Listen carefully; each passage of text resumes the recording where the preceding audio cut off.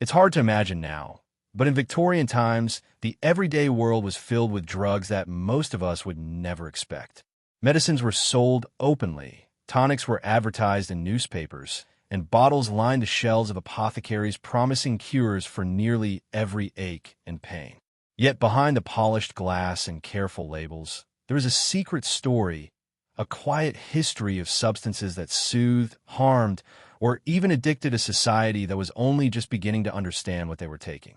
Tonight, as we wander through this forgotten part of the past, we'll step softly into gaslit streets, creaky pharmacies, and quiet parlors where families trusted bottles of medicine that held far more power than they realized. Imagine the foggy evenings of Victorian London. Carriages rumble on cobblestones, the lamps give off a soft golden glow, and shop windows gleam with jars of powders and dark liquid remedies.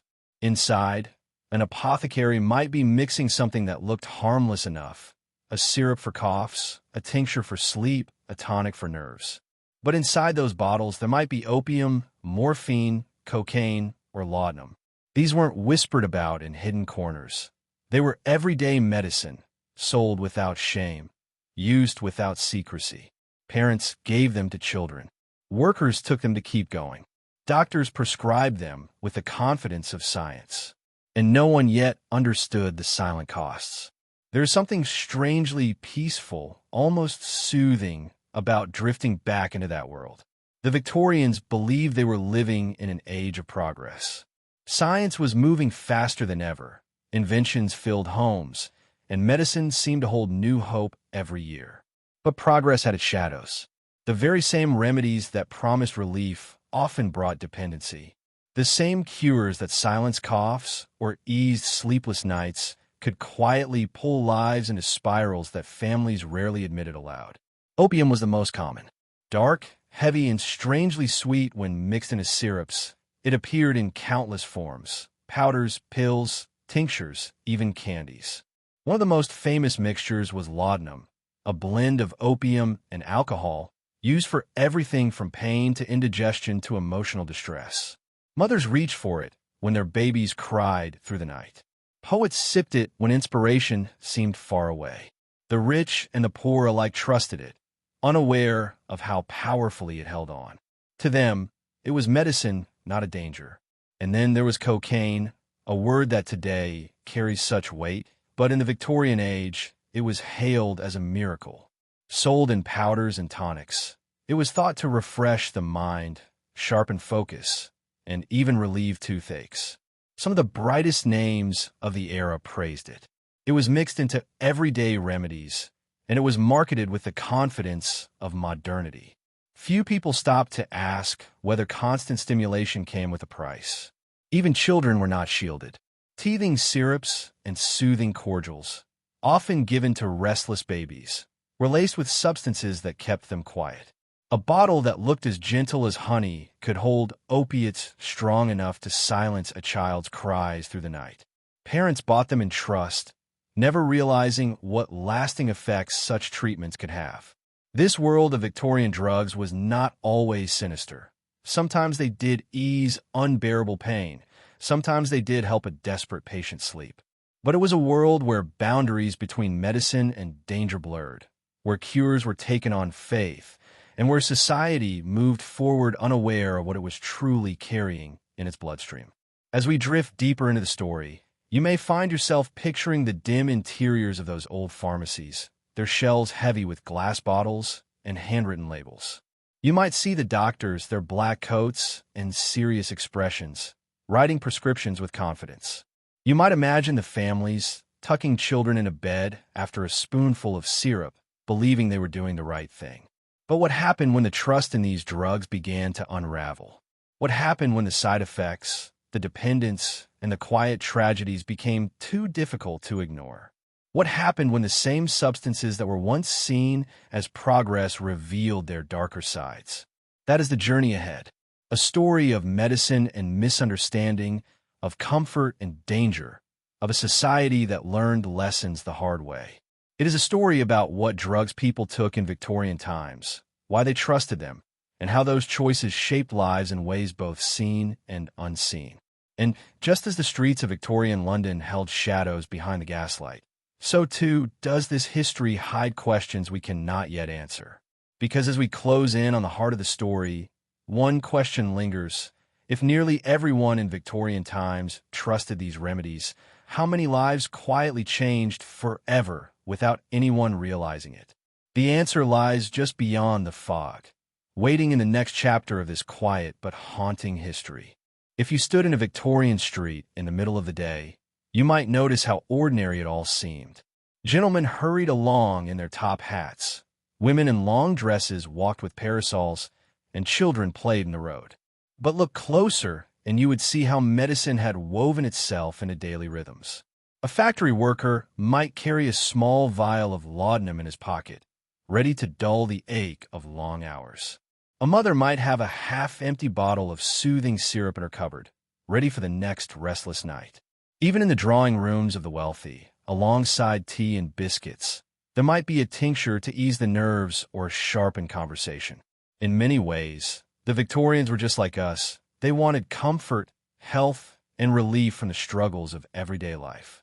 They worked long days, they faced illnesses without modern cures, and they endured grief, stress, and sleepless nights. Medicine offered answers, and unlike today, there were few rules about what could or couldn't be sold. A shopkeeper might stock dozens of bottles, each with bold promises, guaranteed to soothe the stomach, restore the mind, strengthen the nerves. The advertisements were confident, and the buyers were hopeful. Opium, especially, was everywhere. To the Victorians, it wasn't seen as dangerous. It was simply practical. Pain was part of life, and opium softened it. Sleepless nights were common, and laudanum offered rest. Grief, despair, and nervous exhaustion were words people used often, and opium was thought to steady the mind against them. For the poor, it was affordable. For the rich, it was fashionable. The same substance traveled across all classes, binding society with a quiet thread of dependency. Writers and artists sometimes spoke about it more openly. Some described vivid dreams, moments of inspiration, and visions they claimed came from those tiny glass bottles. But what they didn't share was the cost, how difficult it was to stop, how the body craved more, and how slowly it changed their lives in ways they never expected. These truths remained in the shadows, hidden behind polite smiles and whispered family worries. Laudanum, especially, carried a reputation. It was usually a dark liquid, sold in bottles small enough to slip into a pocket or handbag. Mixed with alcohol, its taste was bitter, yet it was often sweetened with syrups or flavored to make it easier to swallow. Many households had it ready, the way we might have aspirin or cough syrup today. Doctors prescribed it for everything: headaches, insomnia, cramps, even heartbreak. To the Victorians, it seemed like a gift. To us now, it seems like a dangerous secret resting in plain sight. And yet, to understand the Victorians, you have to step into their shoes. Life was hard. Medical knowledge was limited. Many of the modern comforts we take for granted, antibiotics, safe surgeries, regulated medicines, did not exist. A toothache could become unbearable. A fever might steal a child overnight. A factory injury might leave a man in agony for the rest of his life. In that world, a drop of laudanum or a spoonful of syrup was not simply a luxury. It was survival. Still, even survival came with consequences. There were quiet warnings. Some doctors noticed that patients returned again and again, unable to go without. Some families whispered about loved ones who grew pale, weak, or strangely restless when they tried to stop their medicines. But these murmurs were easy to dismiss. After all, the bottles still carried promises, and the newspapers still printed cheerful advertisements. Cocaine, too, crept into the story of Victorian medicine. At first, it was celebrated. It was sold as a treatment for exhaustion, promoted as a way to clear the mind and improve focus. Chewing gums, lozenges, and powders carried it into homes. Doctors used it in surgeries, amazed at how it seemed to numb pain. Patients welcomed it, not knowing how it lingered behind the scenes. For a society eager for progress, cocaine seemed modern, scientific, and exciting. But perhaps the most haunting part of this history was how often children were drawn into it. Victorian life was loud, crowded, and stressful. Working-class families often lived in 1 or 2 rooms, with little space for rest. When babies cried, when toddlers fussed, when sickness lingered through the night, parents often turned to medicine bottles that promised peace. Soothing syrups, marketed with gentle names, were filled with powerful opiates. A teaspoon could silence a child's cries for hours, giving parents the rest they desperately needed. But silence sometimes came at too high a price. The stories were rarely told openly, but they existed in the quiet margins. A baby who never woke after too much syrup. A child who grew weaker with every dose. A mother who clutched the bottle with guilt and gratitude at the same time. These were the shadows of Victorian medicine, hiding behind the polished image of progress. And yet, it wasn't all dark. For many, these drugs truly did provide relief. For those in unbearable pain, they were a blessing. For the sleepless, they brought rest. For the anxious, they brought calm. The Victorians lived in a world with far fewer options, and what they had they clung to. The tragedy was not always in the intent. It was in the lack of knowledge. Picture, for a moment, the dim glow of a lamplit parlor. A woman sits in a chair, her hands trembling from exhaustion. On the table before her is a bottle of laudanum. The label is handwritten, the glass thick, the cork tightly sealed. She pours a few drops into a spoon, swallows, and feels the heaviness in her chest ease. For a moment, she can breathe. For a moment, the world softens. Outside, carriages rattle by, and the night grows darker. Inside, her relief feels like salvation. She does not yet know that the same comfort may one day bind her. This was the balance of Victorian medicine, a dance between hope and harm, between healing and hidden costs. It was a world where science and superstition met, where progress carried shadows, and where every bottle told 2 stories, one of relief and one of risk. And as we move further into this history, the questions grow heavier. Did the Victorians truly know what they were taking? How many lives quietly shifted beneath the surface, caught between medicine and dependency? And perhaps most haunting of all, if so many families trusted these bottles without question, what secrets still linger in their forgotten stories? The answer lies just beyond the next page of history, waiting in the shadows of gaslight and glass bottles. If you opened a Victorian newspaper, you might be surprised at what you'd see printed in bold letters. Advertisements for patent medicines filled the pages. Bottles were described as miracle cures, promising to banish pain, soothe nerves, or restore energy. There was a medicine for nearly everything, and the claims were extravagant. A few pennies could buy a tonic that supposedly lifted spirits, cured headaches, or eased the troubles of womanhood. Some ads even promised to lengthen life itself. These medicines often contained powerful ingredients, alcohol, opium, cocaine, and yet they were marketed with cheerful confidence. Names were chosen carefully. Soothing syrup, Godfrey's cordial, chlorodyne. They sounded harmless, almost comforting. Shoppers would glance at these names and imagine relief, not danger. The truth, hidden behind the labels, was rarely questioned. After all, the Victorians lived in a society that trusted progress, and medicine seemed to represent the future. Pharmacies themselves were places of fascination. The shelves were lined with glass jars, powders, dried herbs, and dark liquids in stopper bottles. The air smelled faintly of alcohol, menthol, and dust. Behind the counter, the apothecary worked steadily, grinding substances, mixing tinctures, or carefully measuring drops into small vials. To a customer, it felt almost magical, a man of science providing a remedy for whatever troubled the body or mind. Few paused to ask what exactly went into each bottle. Few wanted to know. What mattered was the promise of relief, and relief was needed everywhere. The Victorian world was noisy, crowded, and exhausting. Industrial cities roared with machines. Smoke filled the air, and illnesses spread quickly in cramped streets.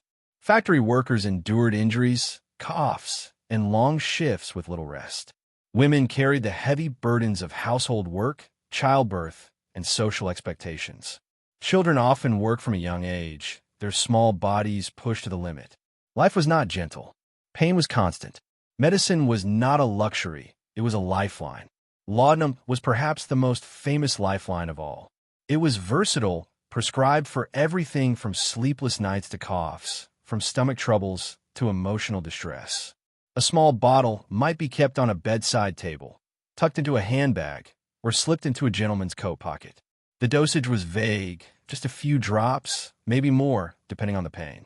There was no warning label, no regulation, no careful instruction. The line between enough and too much was uncertain, but few people gave it thought. What makes the history of laudanum so haunting is how ordinary it was. It wasn't only doctors prescribing it. It was mothers giving it to babies, workers sipping it before shifts, students using it before long nights of study. It crossed all boundaries, connecting rich and poor, men and women, old and young. To speak of laudanum in Victorian times was not to whisper of scandal, but simply to mention medicine. Some of the greatest writers of the age were touched by it. Poets described its dreamlike qualities. Novelists hinted at its hold over certain characters. Diaries from the period sometimes reveal struggles that were never spoken aloud, struggles with a bottle that seemed like a friend but refused to let go. These are not stories of villains or criminals. They were stories of ordinary people living ordinary lives who found themselves caught in something they never expected. And then there was chlorodyne, another powerful Victorian remedy. Marketed as a cure for coughs, diarrhea, and countless other complaints, it contained opium, cannabis, and chloroform. A single spoonful could calm the body in ways nothing else could. Sold in every pharmacy, it quickly became one of the most popular medicines of the age. Yet behind its popularity lay the same quiet danger, dependence, side effects, and tragedies that were often hidden behind closed doors. It is easy, from today's perspective, to wonder why no one questioned these remedies more deeply. But we must remember the context. The Victorians did not have the knowledge we now take for granted. They did not know about addiction in the way we understand it today. They did not see the patterns, the long-term costs, the silent dependence building in their families and communities. To them, the medicine worked. And when something works, when pain fades, when sleep comes, when despair eases, there is little reason to question it. Even so, whispers began to spread. A few medical journals warned of troubling patterns. A few doctors noticed patients who seemed unable to live without their bottles. Some families grew uneasy when loved ones slipped deeper in a quiet reliance. But these were small ripples against the larger tide of confidence. For most, the warnings were easy to dismiss. Medicine was progress, and progress was rarely doubted. Picture a Victorian family gathered in their modest parlor. The father, weary from factory work, sits in a chair with a newspaper. The mother, exhausted from tending children and household, pours a few drops of laudanum into a glass. A child fusses in the background, teething, restless. The mother dips a spoon into a syrup labeled soothing cordial and gently gives it to the child. Within minutes, the house grows quiet. Relief spreads across the room. No one questions the bottle on the table. No one imagines that in that very moment, history is being shaped, not by wars or politics, but by everyday choices, by ordinary families, by tiny drops of liquid. This was Victorian life. Practical, trusting, fragile. The medicines were part of its rhythm, as much as the ticking of a clock or the glow of a lamp. They softened the edges of suffering, even as they quietly carved new shadows beneath the surface. And as the century wore on, the shadows grew harder to ignore. Doctors began to notice patients who seemed weaker, not stronger, after long use. Families whispered of loved ones whose personalities changed, whose energy faded, whose health declined in strange ways. Children grew unnaturally quiet, too still after spoonfuls of syrup. Behind the curtain of progress, questions began to rise. But in those early decades, the questions had no clear answers. No one knew how to measure the harm. No one had words for what they were seeing. They simply carried on, trusting the bottles, trusting the labels, trusting the science of the age. And this is where the story takes its most unsettling turn. Because when an entire society embraces something so deeply, so unquestioningly, how do they recognize when it has already begun to betray them? That question still lingers in the fog of history, waiting at the edge of the Victorian night.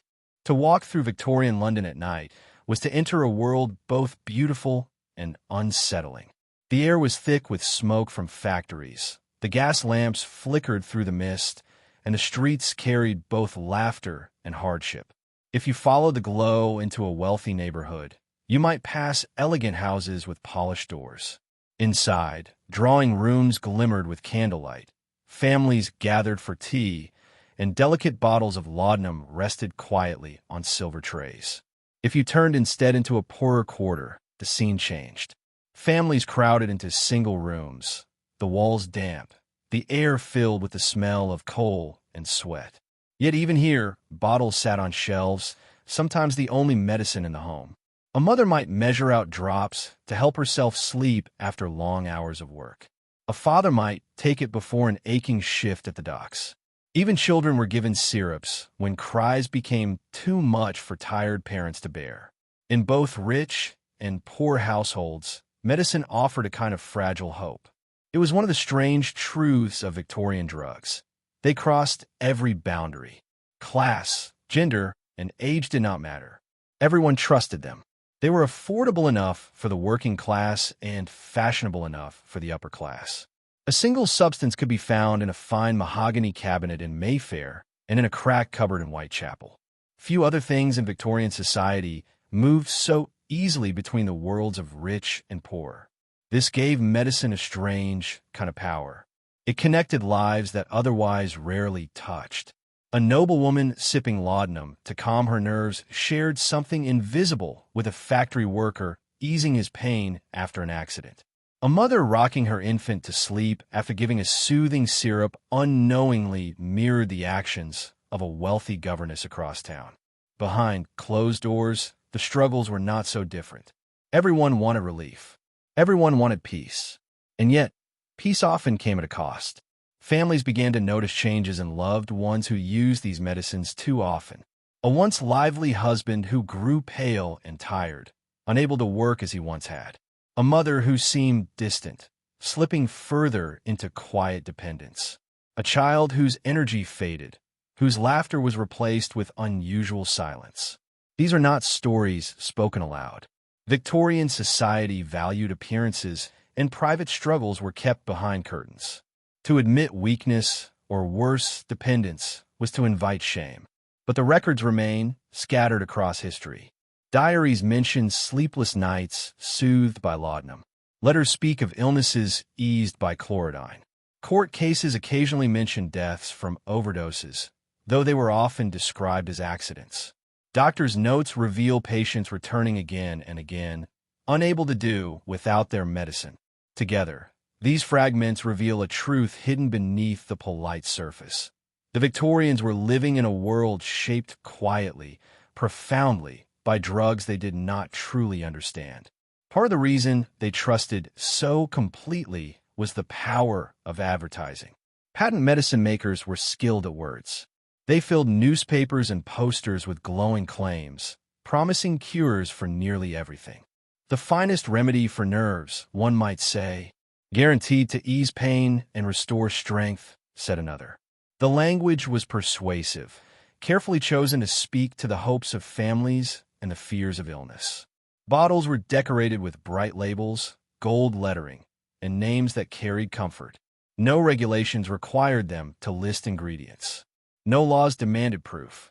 A parent might buy a soothing cordial, believing it contained little more than herbs, never realizing it held opium strong enough to quiet a child into unnatural stillness. A man might purchase a tonic for nerves, unaware that the restorative was little more than alcohol mixed with stimulants. Trust was the currency of medicine, and most people gave it freely. Some doctors questioned the trend, but even many of them relied on these substances. After all, what else was there? If a patient was in terrible pain, opium brought relief. If a sleepless night stretched endlessly, laudanum offered rest. If a cough rattled the lungs, chlorodyne could silence it. The fact that patients sometimes became dependent was seen as unfortunate, but not enough to stop prescribing it. To most doctors, the benefits outweighed the costs. And so the cycle continued. Families bought bottles. Patients returned for more. Advertisements promised miracles. The city breathed in the quiet presence of these drugs, unaware of how deeply they were shaping lives. Picture, if you can, a quiet evening in a middle-class Victorian home. A father reads by the fire. A mother sews. Children play on the floor. But on the mantelpiece above the fireplace rests a row of bottles. Laudanum, soothing syrup, chlorodyne. They are as much a part of the household as the clock ticking softly nearby. No one questions their presence. They are simply there, trusted, familiar, and necessary. Now imagine a very different scene. A cramped attic room where a seamstress bends over her work. Her hands ache, her eyes blur with exhaustion, but she must keep sewing to earn her living. Beside her is a bottle of tonic, bought cheaply from a corner shop. She drinks a little, feels her energy sharpen, and keeps sewing. She doesn't think of tomorrow, or the next week, or what it means that she cannot work without it. She only knows that the bottle keeps her going, and that without it, she would not survive. These quiet moments, ordinary, unremarkable, were repeated thousands of times across Victorian society. They were not dramatic, not scandalous. They were simply part of life. And yet, when woven together, they reveal a hidden story of society built on substances it did not fully see. What makes this history so haunting is the silence around it. The Victorians did not write much about addiction. They rarely spoke of it in public. Newspapers celebrated new medicines, but avoided uncomfortable truths.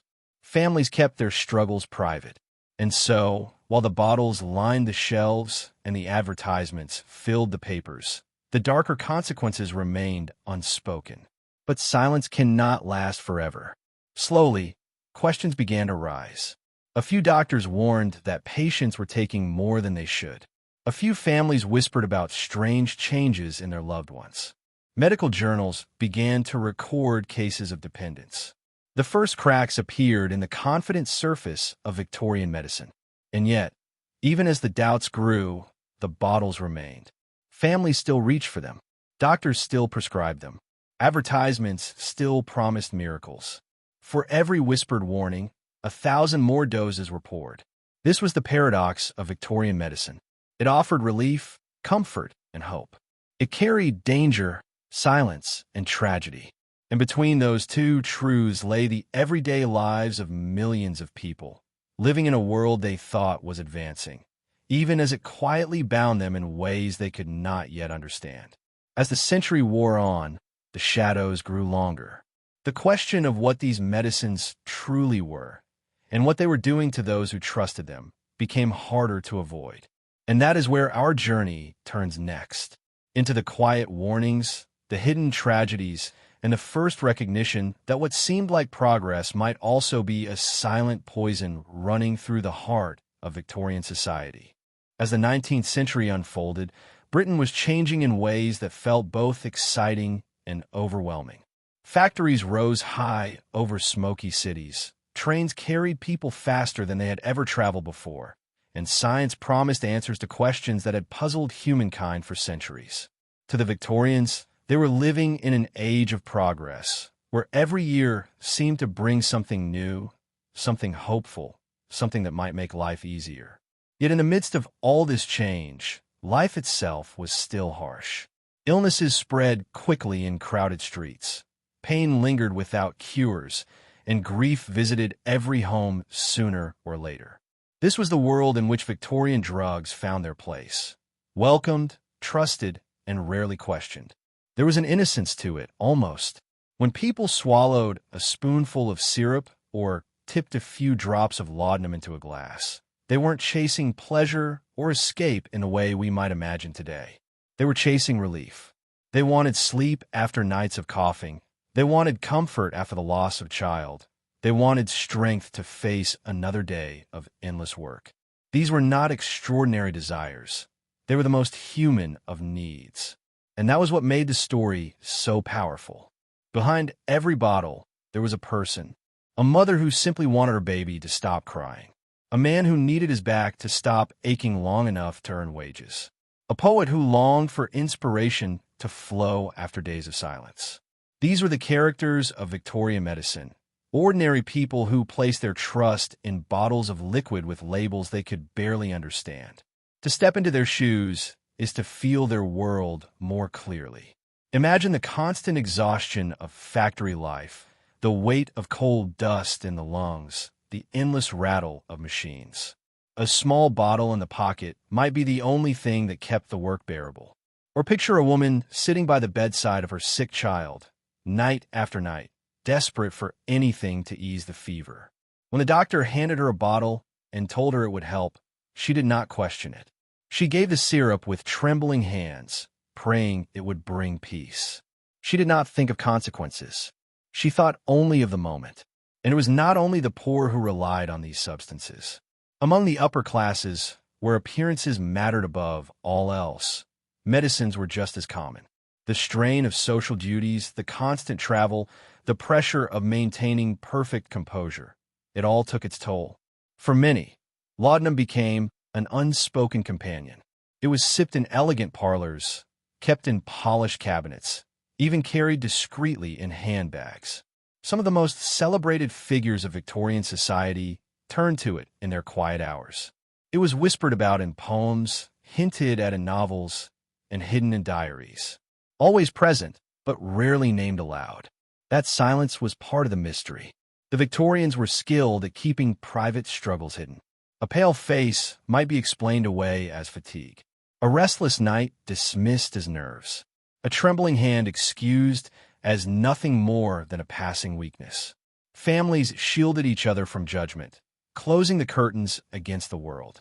And yet, behind those curtains, lives were quietly shaped by the bottles on the mantelpiece. The background of this story is not just medicine. It is trust. Trust in science, trust in progress, trust in the men who wore black coats and carried stethoscopes. The Victorians believed they were stepping into a brighter age, where human suffering could finally be mastered. And in many ways, they were right. Vaccines were saving lives, surgeries were becoming safer, and discoveries were transforming medicine.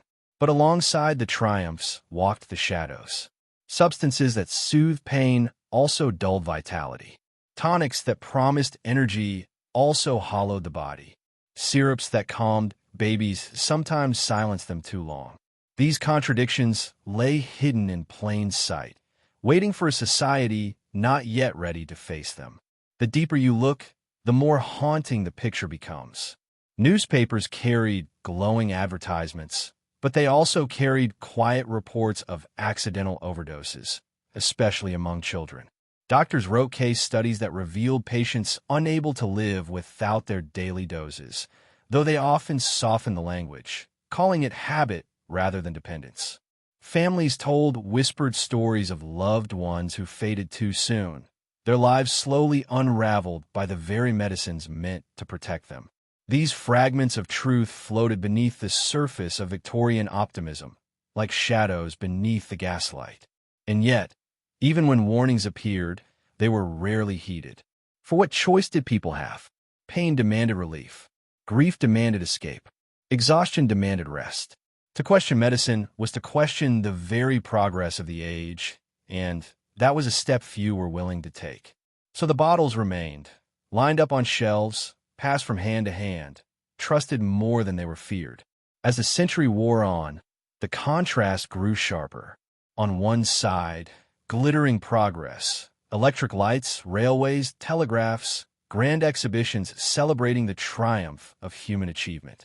On the other side, the quiet rooms where families reached for bottles to ease unseen struggles. The world outside was modern, bold, and confident.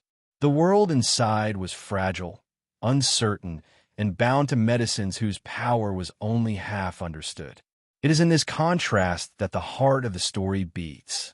Because behind the inventions and the celebrations, behind the polished image of Victorian progress, There lay a society held together by drops and doses, by powders and syrups, by drugs that seemed like miracles but carried secrets of their own.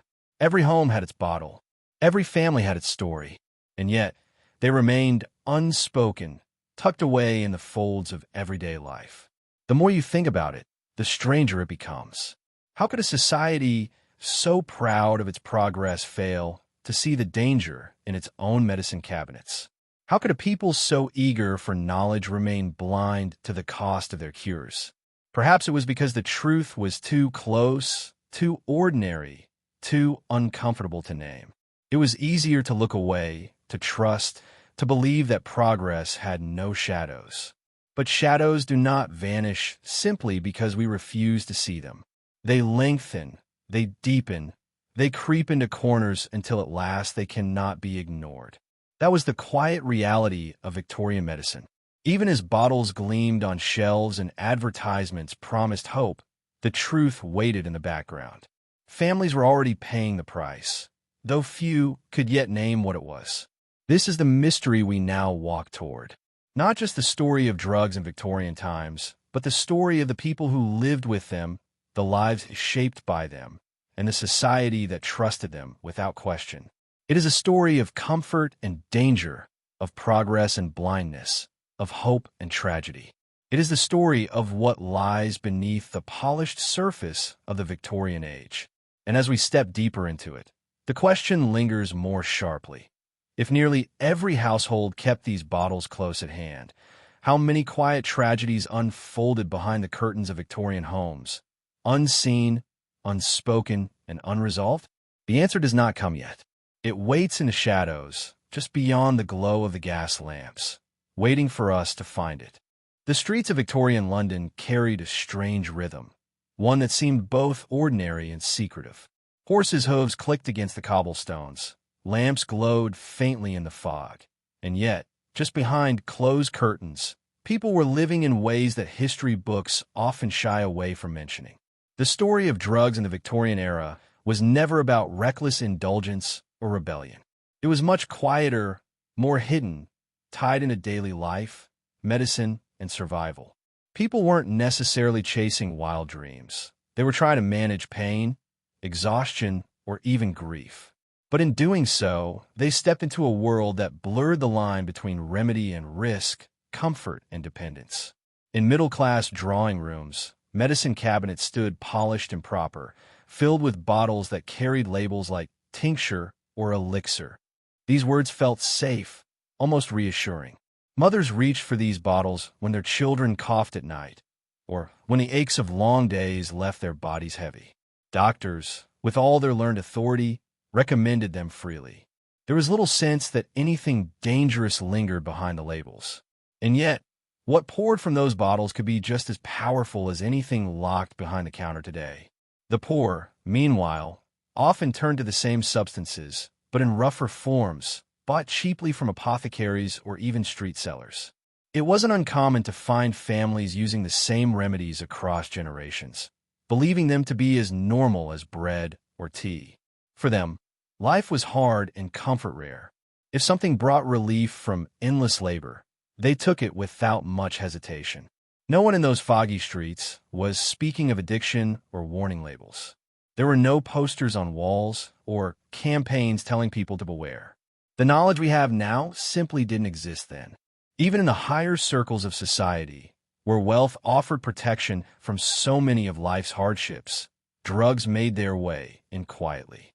Writers and poets sipped mixtures that blurred their thoughts just enough to stir creativity.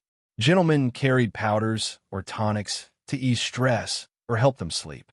Women, expected to maintain appearances and manage delicate health, often relied on the same mixtures to keep going through long days and silent frustrations. Drugs, in that sense, did not feel like a vice to them. They were a tool, an invisible companion in daily life. What's fascinating is how normal it all felt. To a Victorian mind, there was no rebellion in sipping laudanum before bed. There was no scandal in giving a baby a few drops of syrup so the child would sleep. The line between medicine and poison hadn't been drawn yet. It's easy to imagine a quiet parlor at dusk, curtains drawn, the fire glowing, a bottle placed on the table without anyone thinking twice. It wasn't whispered about, it wasn't hidden, it was accepted. And that acceptance made it all the more powerful, because danger that goes unnoticed has the deepest reach. As more people leaned on these substances, stories began to spread. A neighbor who once seemed strong and bright now looked pale and weak. A relative who once spoke freely now seemed distant, lost in a haze. But the connection between these changes in the bottles in the cupboard wasn't clear to most. Doctors continued prescribing, mothers continued dosing, and families continued buying. It was a cycle woven into the very fabric of Victorian life, and it grew stronger with every passing year. In the factories and workhouses, men and women dragged themselves through endless shifts, their bodies aching from the weight of labor. For them, drugs offered not just relief, but endurance. A few drops could push them through another day, another week. Employers didn't mind because workers who dulled their pain could keep moving. In this way, drugs weren't just personal. They became part of the economy itself. Without them, many might not have managed to keep up with the relentless demands of industrial life. But what about those who lived at the edges of society, the ones who didn't have steady work or polished homes? For them, the substances were harsher, the use more desperate. Street sellers hawked powders and mixtures to anyone with a coin to spare, no questions asked. These people weren't buying remedies out of comfort, but out of sheer need, clinging to anything that dulled hunger, cold, or sorrow. They lived in shadows, where the line between relief and ruin blurred fastest of all. Writers of the time began to capture glimpses of this hidden world. In their works, they hinted at foggy nights and opium dens, at characters lost to substances that dulled both pain and hope. These stories weren't just fiction. They reflected real whispers traveling through London streets. The Victorians may not have had the language we use today to describe addiction, but they recognized its shape in the people around them. They saw its toll, even if they didn't fully understand its cause. There is something haunting about the way these drugs threaded themselves through every layer of society. They were present in the nursery, the drawing room, the factory, and the tavern. They touched the rich and the poor, the celebrated writer and the nameless worker. And because they seemed so normal, so accepted, they carried a quiet power that made them all the more dangerous. Few stopped to question where this path might lead. By the 1850s, whispers began to grow louder. Some physicians started to notice troubling patterns. Patients who returned again and again for stronger doses, families who could not function without their nightly remedy. Still, the warnings remained faint, drowned out by the overwhelming need for relief in a world that demanded endurance. The truth was hard to face, and so most chose not to face it. If you imagine a single night in Victorian London, it becomes clear how deeply these substances touched life. In one home, a mother soothed her feverish child with a spoonful of syrup. In another, a writer stared into the fire, sipping a glass of laudanum-laced wine as words began to form. In the slums, a worker staggered into a smoky room, exchanging his last coins for a moment of peace. Across the city, different lives were bound by the same invisible thread. But beneath this ordinary rhythm, questions lingered. What did these drugs truly cost the people who leaned on them day after day? How did they shape the very character of the Victorian age, the creativity, the industry, the sorrow, and the silence? And as the century moved forward, what would happen when these quiet comforts revealed their darker side? The story of Victorian drugs was not just about bottles and powders. It was about people.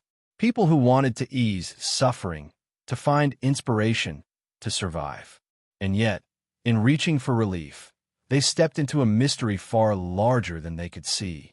That mystery deepened with every passing year, waiting for the moment when society would finally have to confront what it had allowed to grow in plain sight. And that moment was coming faster than anyone realized. The streets of Victorian London had their own rhythm, their own strange heartbeat that never seemed to stop.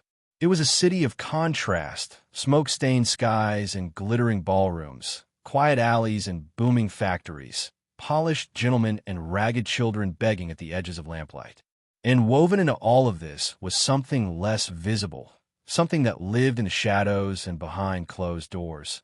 The quiet reliance on strange powders, liquids, and tinctures that people believed could heal them, soothe them, or sometimes even lift them away from the heavy weight of daily life. The Victorians rarely called them drugs the way we do today. To them, they were medicines, remedies, or simply fashionable indulgences.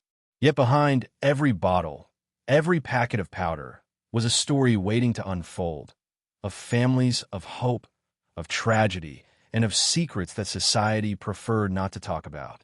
Take the drawing rooms of the upper class, for instance.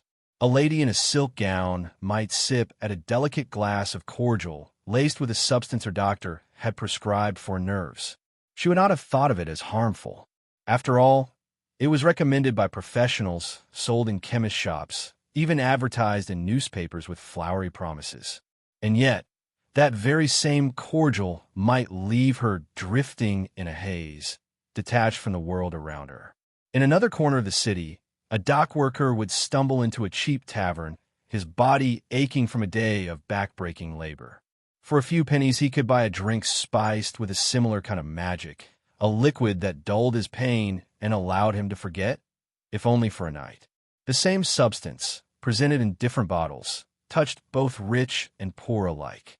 Doctors, too, played their role in this complicated picture. The Victorian medical world was both modern and medieval, caught between new discoveries and old superstitions. Physicians often had little understanding of the long-term effects of what they prescribed. To them, a bottle filled with mysterious crystals or powders was a gift of science, something to offer patients when almost nothing else seemed to work. Hospitals were overcrowded, sanitary practices were only just beginning to be understood, and infection often spread faster than hope. So, when someone walked in suffering from unbearable pain, from sleeplessness, from grief, or from something doctors could not name, it was tempting to reach for a remedy that at least seemed to bring relief. The relief was real, but the price often went unseen. As you picture these scenes, imagine how common it was to see advertisements in Victorian newspapers for soothing syrups for children. These bottles promised to calm restless babies, to help mothers find a few hours of peace from endless crying. What many parents didn't know, or perhaps chose not to question, was that the contents of these syrups were far stronger than they realized. They worked, yes, but at what cost? Behind those tidy labels and polished promises was something deeper, a secret that only revealed itself in time. The working-class districts of London, Manchester, and Liverpool told their own story. People crowded into tiny rooms, diseases spreading quickly, wages hardly enough to survive. In these neighborhoods, remedies were passed from hand to hand, bought in little packets, or brewed in teapots. Street vendors and local apothecaries sold what they could, and sometimes it seemed as if half the city was relying on something to make life just a bit more bearable. The drinks and powders were as much a part of daily survival as bread or coal. They were part of conversations, of whispered advice between neighbors, of mothers teaching daughters how to soothe a sick child. Everyone seemed to know someone who used them, yet few spoke about it openly. And then there were the gentlemen's clubs and parlors, where educated men debated politics, science, and philosophy while enjoying substances that, to their minds, sharpened wit or opened the doors of imagination. Writers and artists especially found themselves drawn into this hidden world. Many believed that certain remedies heightened their creativity, made their minds race with new ideas, or helped them escape the ordinary boundaries of thought. Some of the greatest works of Victorian literature were penned in such states, their words carrying an intensity and strangeness that mirrored the hidden habits of their authors. But with every burst of inspiration came long stretches of dependence, and behind the brilliance often lay a quieter suffering. This dual nature, the relief and the risk, the promise and the cost, hung over the Victorian relationship with drugs like a shadow. People wanted to believe in miracles. They wanted to believe that science had found answers, that bottles sold in respectable shops could be trusted. And for a time, perhaps they did. Yet whispers were spreading, even in those days. Whispers of mothers who lost children after too many spoonfuls of syrup, of workers who could no longer function without their nightly dose, of doctors who had grown strangely attached to the very remedies they prescribed. These were not just isolated stories. They were patterns rippling through the city, though many were too polite or too afraid to name them. Meanwhile, in the quiet drawing rooms of respectable houses, a different tension was building.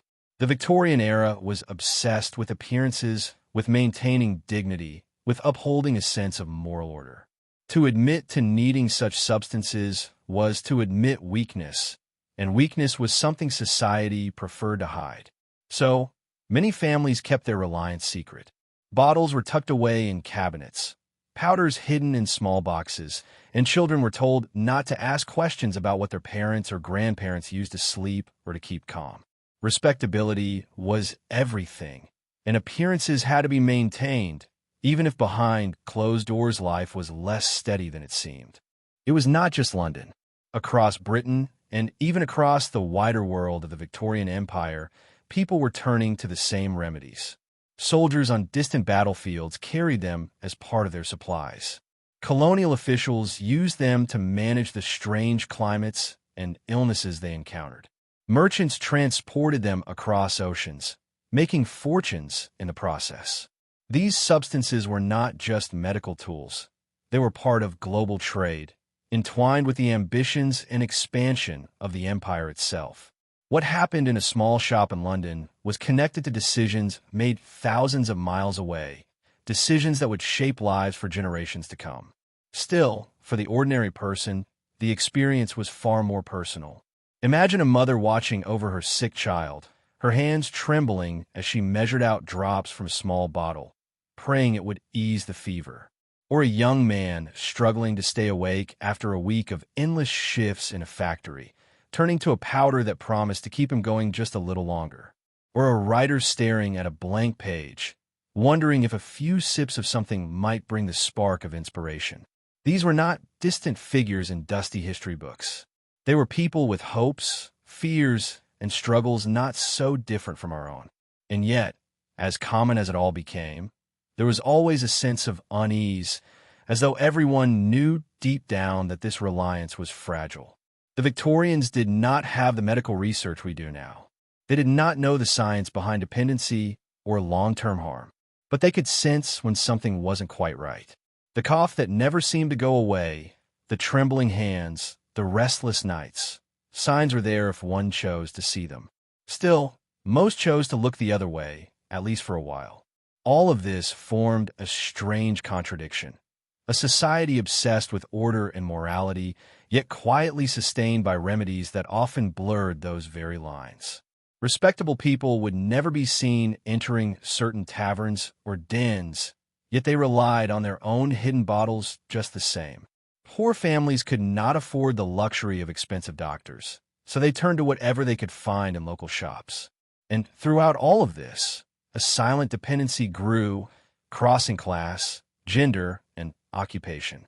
But what if this reliance wasn't as harmless as it seemed? What if the very substances people trusted most, the ones sold as medicine, prescribed by doctors and whispered about by neighbors, were laying the foundation for something far darker? What if the true story of Victorian drugs wasn't just about relief and survival, but about a hidden current that shaped lives, families, and even entire communities in ways they could not yet see? That is where the mystery begins to deepen, and where the questions only grow more pressing. Because once you step into the world of Victorian remedies, you quickly realize that not everything is as simple as it looks. And beneath the polished surface of that era lies a story that still waits to be uncovered. London seemed endless in those years, stretching out with its soot-darkened streets, horse-drawn carriages clattering along uneven stones, and lamplighters moving quickly before night fell completely. For many, the city was both opportunity and misery, an endless contradiction that defined the Victorian world. In one moment, a person might be dazzled by glittering shop windows on Regent Street, filled with perfumes and imported fabrics, and in the next, They could turn down an alley where children huddled together, barefoot and thin, their faces marked by hunger and exhaustion. It was in these shadows that much of the era's secret habits grew stronger, with a reliance on certain remedies, potions, and medicine spread far and wide. People were desperate for relief. Pain was a constant companion, and life offered few comforts. The long working hours in factories left bodies aching, lungs raw from soot and dust, and eyes stinging from poor light.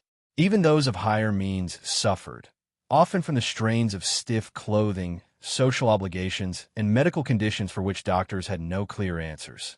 It was hardly surprising that so many people sought comfort in powders, liquids, and pills. These were easy to buy, often inexpensive, and advertised with promises that sounded almost magical. But behind these bright advertisements and finely written pamphlets was a darker truth. Many who turned to these remedies became trapped, needing more and more just to find the same sense of calm. The lines between medicine and indulgence blurred quickly. Mothers would slip something into their children's bottles to quiet them at night, not realizing the lasting toll it might take. Gentlemen carried small vials in their waistcoat pockets, convinced it made them sharper, braver, more alive. The reality, though, was far more troubling. Doctors, too, often found themselves torn. Some were honest in their ignorance, prescribing what they believed to be effective treatments, while others knowingly profited from the widespread demand. Pharmacies grew in number, their shelves lined with colorful jars, neat rows of powders, and stacks of small, neatly wrapped packets. The polite surface of Victorian society, with its emphasis on morality and order, covered a much messier truth, that reliance on these substances was everywhere.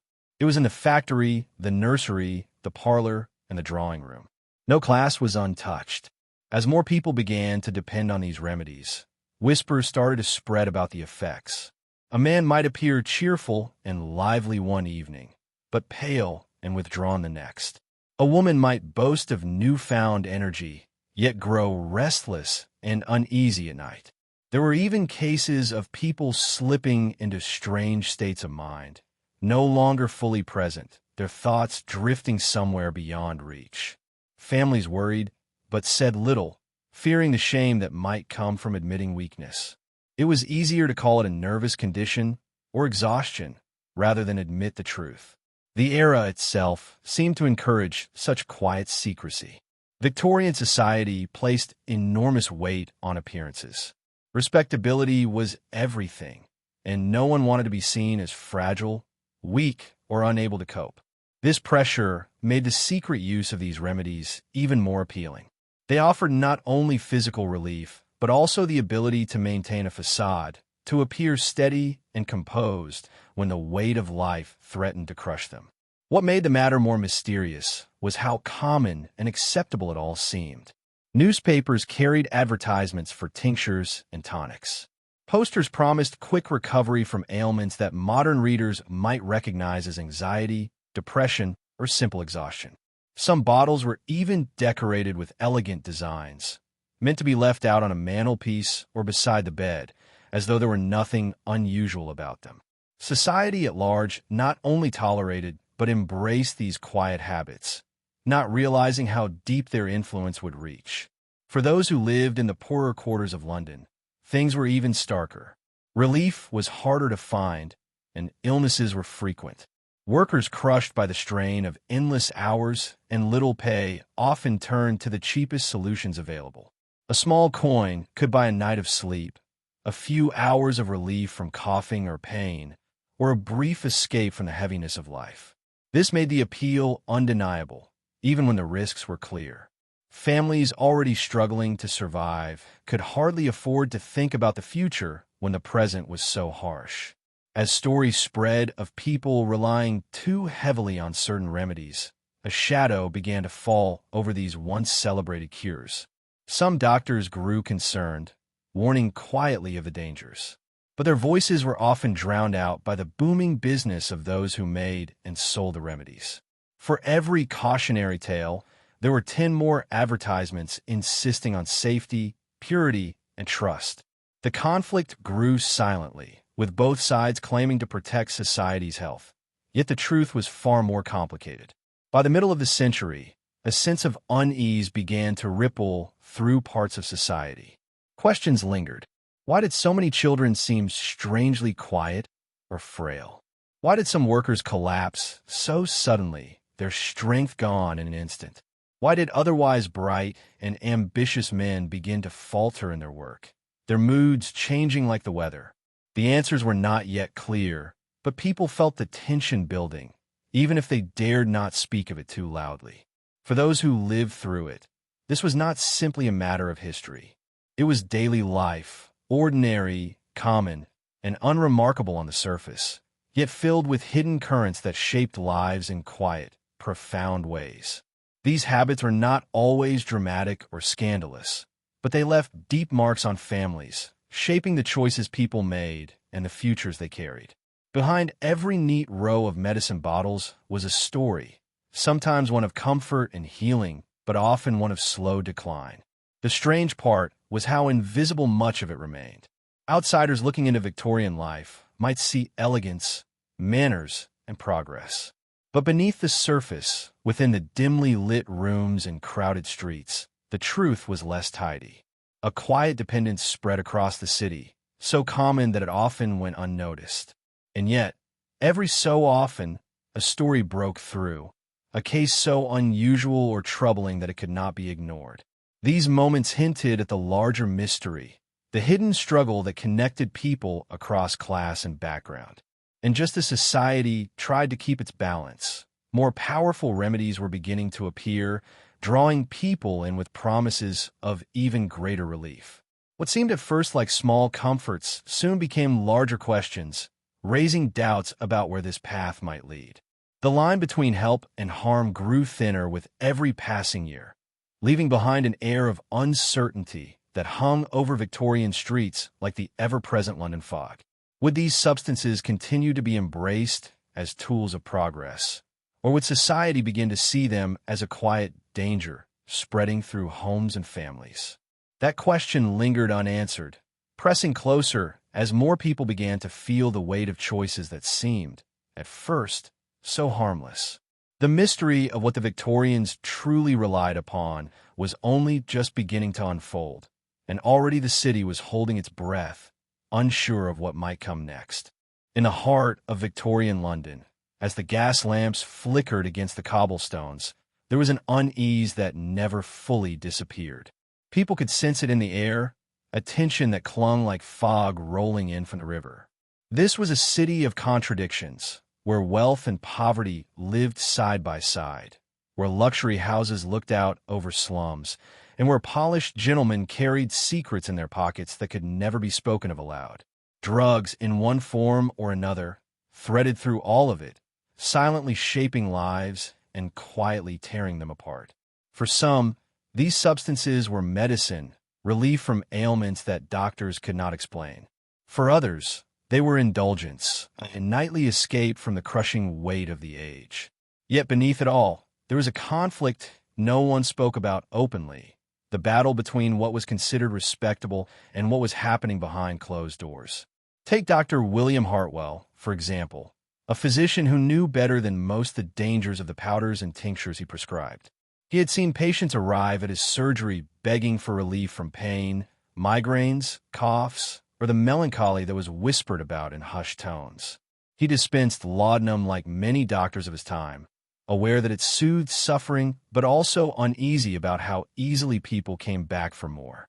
His ledger was filled with names that returned week after week, respectable names from middle-class homes, as well as those of struggling mothers trying to quiet restless children. He told himself it was a duty, that medicine was about easing suffering. But late at night, when the streets were quiet, he wondered if he was helping people live or simply helping them waste away slowly. The deeper conflict was never written in ledgers, though. It was found in the lives being unraveled in plain sight. There was Alice, the seamstress who worked until her fingers bled, finding comfort in the drops of laudanum that dulled both pain and worry. At first, she thought of it as medicine, something practical, something that gave her the strength to work another day. But she began to realize the days blurred together, and the dreams that once gave her hope were slipping away. Still, she cannot stop. The little brown bottle became her companion, and without it, her body trembled and her thoughts raced. She was not alone in this battle, though very few spoke about it. The shame of being dependent on medicine was something people carried silently, as though it were a personal failing rather than the hidden truth of the time. At the same time, in grand drawing rooms far removed from Alice's cramped lodgings, the story looked different, but was in truth much the same. Aristocrats, poets, and writers took their share of powders and drafts, wrapped not in shame, but in the glamour of creativity. There was a belief, whispered over brandy and cigars, that the visions these drugs inspired were the mark of genius. Writers scribbled pages of prose after nights awake with racing minds. Artists painted with a kind of feverish intensity. Yet when the candles burned low, they too were left with shaking hands and hollow eyes. The public saw brilliance, but behind closed doors, the toll was heavy. This was where the conflict began to deepen. Society was eager to turn a blind eye when a respected gentleman indulged, but quick to condemn when a working woman showed signs of dependency. Respectability became a shield for some and a weapon against others. The very same bottle of laudanum could be labeled medicine in one household and disgrace in another, depending only on who held it. That hypocrisy ran through the very veins of Victorian culture, and those caught within it often found no way out. Dr. Hartwell began to notice something unsettling in his practice. More patients came not for new ailments, but to refill their bottles. Their stories blurred together: fatigue, sleepless nights, aches that returned as soon as the last dose wore off. He felt complicit, trapped in the expectations of his profession. If he refused, they would simply go elsewhere. If he agreed, he was part of the cycle. He wondered if perhaps the problem was larger than anyone admitted, if London itself was leaning too heavily on this invisible crutch. But such thoughts were dangerous. To question medicine was to question progress, and Victorian society prided itself on advancement. Meanwhile, Alice's life intersected, unknowingly, with others fighting their own private wars.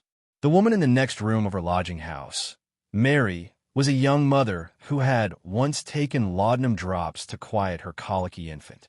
At first, it was miraculous, the only thing that brought peace to both mother and child. But in time, Mary found herself taking it as well, unable to sleep without it, unable to keep her nerves steady when the days grew long. She tried to stop once, pouring the liquid down the drain, but the days that followed left her in such agony that she returned to the apothecary trembling, desperate. These stories were repeating across the city, behind thin walls, in narrow streets, and even in polished homes. The conflict wasn't just between people and the substances they consumed. It was between society's image of progress and the human cost hidden beneath it. Doctors like Hartwell, women like Alice and Mary, and even poets in candlelit rooms were all part of the same, unspoken drama. And no one quite knew how far it would go. There were whispers, too, of newer substances arriving from abroad. Opium was already common, but other exotic remedies, powders, and stimulants were being introduced through trade and colonial reach. These were advertised as cures for exhaustion, for low spirits, for almost anything that troubled the mind or body.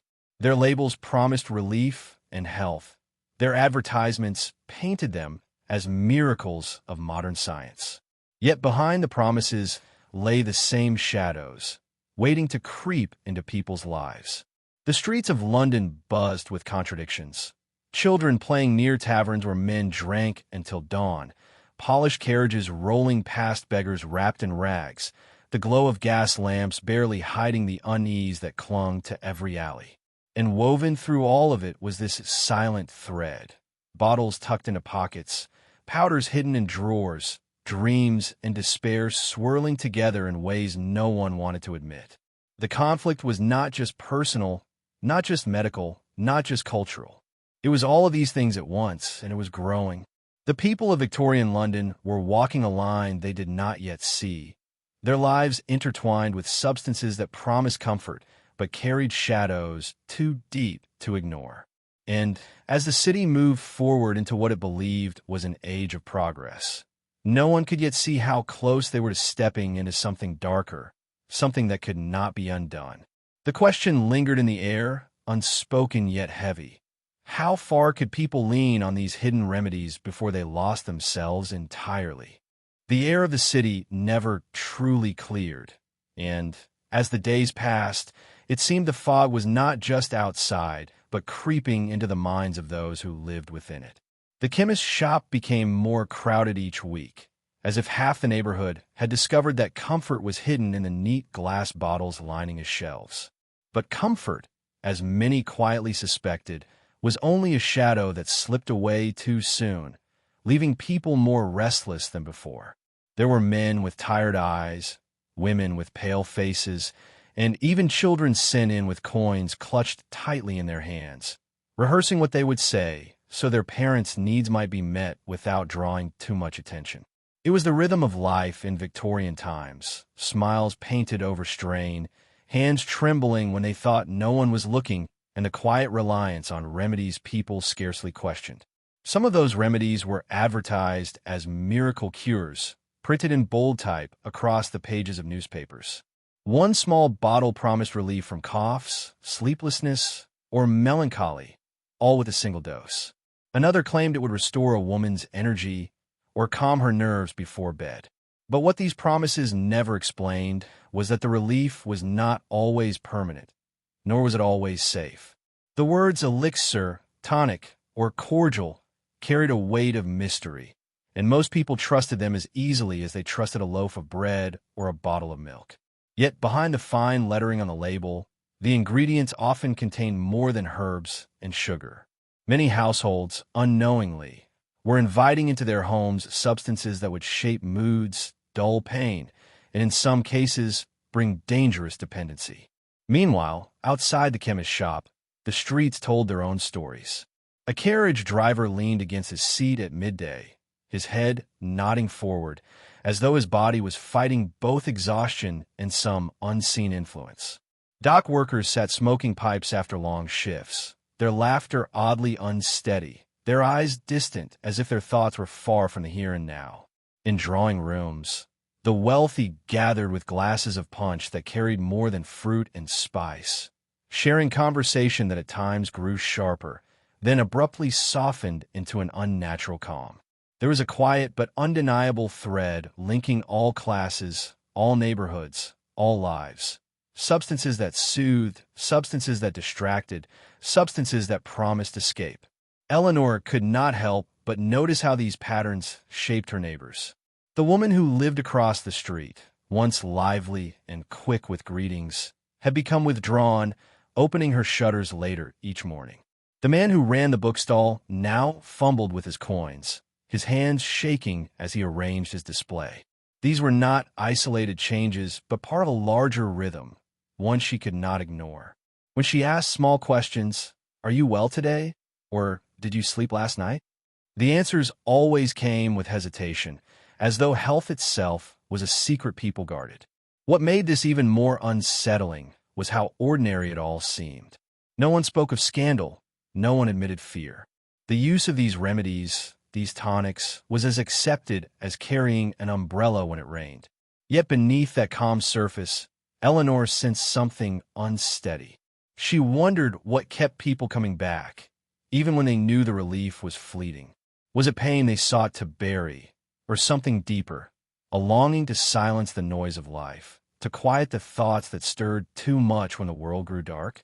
One evening, she followed her curiosity further than before. Instead of passing the chemist's shop, she lingered near its doorway, listening as customers came and went. She heard the nervous clearing of throats, the quick exchange of coins, the low murmur of questions not meant for wider ears. A man asked for his usual bottle, though his voice cracked as though he was ashamed to admit the need.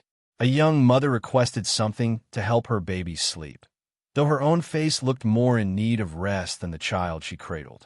Eleanor realized the shop was more than a place of trade. It was a quiet confessional, where burdens were whispered and solutions handed out in corked glass. This discovery unsettled her. The city's doctors, too, played a role, prescribing remedies with the confidence of science behind them, though their knowledge was still growing, still incomplete. They spoke of balancing humors, of strengthening nerves, of restoring calm to restless minds. And yet, behind those clinical phrases, the same bottles appeared, the same powders, the same drops, the same mixtures that had found their way into kitchens and bedrooms alike. It seemed no one, whether physician or patient, fully understood what they were inviting into their bodies. As Eleanor observed more closely, she noticed how these substances seemed to shape the rhythm of entire households. Some families grew quieter after supper, their conversations trailing into murmurs as one by one they slipped into heavy, dreamless rest. Others carried on with bursts of unnatural energy, as though fueled by more than food or laughter. Children, too, were not spared, given remedies for teething, for restlessness, for fevers. To soothe a child seemed harmless enough, yet Eleanor could not shake the unease that came with watching a tiny body quiet so suddenly, so absolutely. Even in the wealthier neighborhoods, where grand homes lined the streets, the story was no different. Behind polished doors, ladies accepted small drops of tincture to calm nerves before attending social gatherings. Gentlemen, tired from business, sipped cordials to sharpen focus or dull the edge of worry. Servants carried bottles back and forth, just as they carried tea trays or wine glasses, never questioning the contents. The pattern was everywhere, woven into the very fabric of daily life, yet spoken of rarely and with an air of secrecy. The newspapers that advertised these remedies also carried quiet warnings, though tucked into small corners where few bothered to look. Stories of fainting spells, of sudden illness, of unexplained changes in behavior appeared now and then, only to be quickly overshadowed by the bold promises of relief on the very next page. Readers who did notice these contrasts often dismissed them as isolated misfortunes, never connecting the warnings to the remedies they themselves kept in their cabinets. It was easier to believe in safety than to face the suspicion that comfort came with hidden cost. As Eleanor walked home one night, she carried with her the weight of these observations. The cobblestones were slick with mist, and the lamps cast soft halos through the fog, yet her mind was sharper than the air around her. She wondered how long this silent reliance could last, how long people could continue to trust in solutions they barely understood. She wondered, too, whether anyone else saw the pattern she did, or whether she alone stood at the edge of a puzzle no one else dared to piece together. The thought left her unsettled, but it also pulled her deeper into curiosity. Somewhere in the heart of the city, she felt, lay the answer to why these remedies had become so necessary, why lives bent so easily toward them. Was it simply the weight of pain and poverty, or was there something larger, more deliberate, shaping this reliance? The question followed her through the fog that night, unanswered, heavy, and impossible to set aside. And as she closed her door behind her, the street still humming faintly with carriages and voices, she felt that the silence inside her own rooms was not a shield but an invitation to uncover truths that the city itself seemed determined to keep hidden. The lamps on Fleet Street flickered against the damp stones, and Henry quickened his pace as though the dark corners might whisper back at him. The fog was heavier that evening, wrapping itself around buildings and muffling the clatter of carriage wheels. It seemed to thicken whenever his thoughts did, as if the city wanted to keep its secrets pressed close. He replayed the words of Dr. Whitfield in his head about how habits could linger in the bloodline, how what was once medicine could become a shadow, haunting generations. Henry wondered whether his late father's habits had left invisible marks on him, or whether he was only chasing a ghost of fear. Inside the print shop the fire was low, and the room smelled faintly of ink and damp paper. Henry set his bag down, still distracted. He tried to settle into his work, arranging fresh blocks of type, but each letter seemed to swim before him. The door creaked open, and in came Mr. Blake, his employer, whose stern expression softened only when he saw Henry's unease. Blake had lived through much of London's shifting medicines and tonics himself, and though he rarely spoke of it, the tiredness in his eyes suggested he carried memories best left unspoken. He asked Henry what troubled him, and though Henry hesitated, the story of the night's talk spilled out in fragments, of the chemist's jars, of Mary's worries, and of the doctor's warning. Blake leaned on the counter, listening with a weight that made the silence stretch. Then he told Henry something he had never shared before, that years ago, when his own child was sickly, he too had sought out the promise of bottled relief. The powders had helped for a time, but when the child grew, the dependency did not fade. Blake's words faltered, and he ended with a sigh that seemed to collapse into the room itself. Henry saw then that the city was full of such stories, tucked quietly behind the doors of ordinary men and women. Meanwhile, Mary, walking home alone with her parcels, found herself caught in the same fog that unsettled Henry. She passed doorways where laughter spilled out too loud, voices made brittle by whatever drinks or drafts had loosened them. She had always wondered how the wealthy used their medicines, whether with refinement or recklessness. She thought of the ladies she sewed for, who demanded silk and lace with such urgency, their pale eyes darting as if searching for something unseen. Perhaps their needs were not so different from the laborers who stumbled through the streets, only cloaked in perfume and velvet. At home that evening, the small fire crackled as Mary laid out her sewing. She worked her needle methodically, though her mind kept circling. She wanted answers, not only for Henry, but for herself. Why had these potions become such a part of everyday life? Why did doctors, merchants, even newspapers speak of them with equal parts warning and praise? It was as if society was caught between fear and fascination, unable to turn fully toward either. The following week brought another encounter that deepened the mystery. Dr. Whitfield invited Henry to assist him with printing a series of pamphlets. The doctor wanted plain words for ordinary readers, something that explained the nature of these popular remedies without too much alarm. Henry accepted, though he soon realized the project might expose more questions than it answered. Sorting through the doctor's notes, he read about the substances extracted from plants that traveled across oceans, praised as wonders yet whispered about in the same breath. Some were said to lift the spirit, others to quiet the body, but all carried the same warning. Use too much, too often, and one might find it harder to stop than to start. As Henry set the type for those leaflets, he felt as though he were piecing together a puzzle whose image was both familiar and hidden. Every paragraph spoke of Victorian habits that were as common as tea drinking, yet layered with dangers seldom mentioned aloud. He thought again of Mary, stitching late into the night, her candle burning low as she wondered what choices their future would hold. The conflict grew sharper when Henry overheard a hushed conversation in the shop one evening. Two men in well-tailored coats were speaking to Blake, offering a commission for pamphlets of their own. Their words were smooth, but their intent was clear. They wanted advertisements for new tonics, bold promises that ignored the cautions Whitfield was trying to spread. Blake shifted uncomfortably, caught between the lure of money and the weight of conscience. Henry kept to the shadows, his heart tightening as he realized how powerful these merchants were, shaping public opinion with words as much as with bottles. Mary, too, was seeing the edges of this conflict from her own vantage. One of her clients, a widow with a grand house, had summoned her urgently.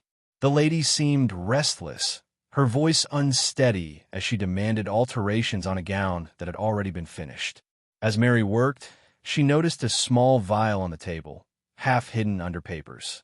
The lady's hand trembled when she reached for it, her tone swinging between warmth and sharpness.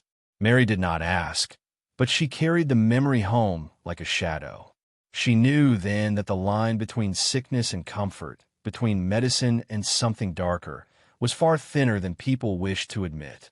The more the days passed, the more Henry and Mary realized they were each circling the same unspoken truth, that Victorian life was built not only on progress and industry, but also on quiet dependencies tucked into parlors and alleyways alike. The conflict was not a simple one of right or wrong. It was tangled in class, in commerce, in the ordinary need for relief from hardship. And still, the unanswered questions press close. What would happen if Whitfield's warnings reached too many ears? Would the merchants silence him, or would society itself turn a blind eye, preferring the comfort of its bottles? The tension grew heavier with every passing week. London was alive with contrasts. Horse-drawn carriages rattling past beggars, fine opera houses lit with chandeliers while the poor huddled under arches. Yet beneath it all ran the same undercurrent, a reliance on little jars and powders to soften the edges of life. The mystery of how far this dependence went and what consequences it might hold for ordinary families like Henry's and Mary's hung in the air like the fog that never truly lifted.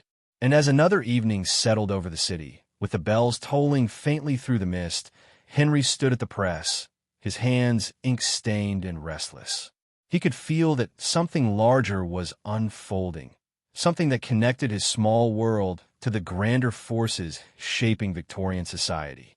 But what it would lead to, ruin, revelation, or something in between, remained hidden, just out of reach. The city had grown darker with each passing evening, not only from the soot that drifted over the rooftops, but from the weight of whispers that passed through taverns, drawing rooms, and even the quiet corners of tea shops. People knew something was building, something about the way the air felt heavier, the way eyes lingered longer on certain men who walked the streets with polished boots and coats too fine for their surroundings. Beneath the gas lamps, the truth was never spoken outright, but it rippled like smoke through the lives of everyone, from the weary factory hand to the well-dressed gentleman on his way to a club. Charlotte had begun to notice it too, though she moved through society with grace. Listening carefully in parlors and at lectures, she could not shake the growing unease. What started as curious observations about medicines and powders had turned into hints of something more dangerous. The apothecaries she once thought harmless now looked like front doors to shadowy dealings. The polite jars behind glass, neatly labeled, were only one side of the story. What worried her was the hidden world behind them. The places where mixtures were not measured by careful scales, but handed off quietly in rolled paper slips or passed across the table with a conspiratorial smile. George, who had long worked in the shipping yards, had stumbled upon evidence himself. Crates labeled as tonics or herbal supplements were being moved late at night. They were never logged in the books he handled, and when he asked questions, he was met with silence or sharp warnings. He knew enough about the docks to recognize when something wasn't meant to be seen. At first, he thought it might simply be a matter of avoiding taxes or customs duties. But the more he saw, the clearer it became. These were not ordinary shipments. And yet, he couldn't quite prove it. Meanwhile, Dr. Nathaniel Blackwood had grown more restless than ever.